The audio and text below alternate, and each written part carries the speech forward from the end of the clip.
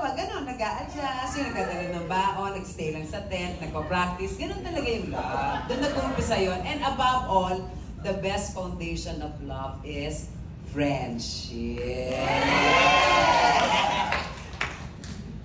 Pao, ikaw naman. Siguro sa akin,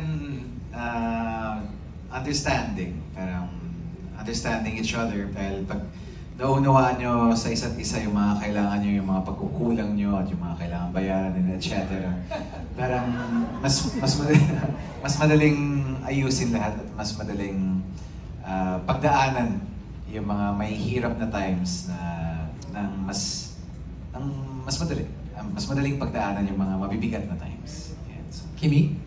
Ako, no, ang tanong, what do you think is the key so that love will never disappear in real life? Malay ko, nag-disappear sila eh.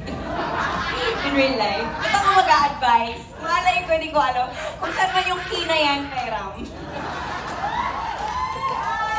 Parang you're learning, Kim, eh, no? You're still... Oo, hindi ako ang maganda mag-advise para sa love na hindi mag-disappear. Kasi, i-disappear eh, sana this time hindi.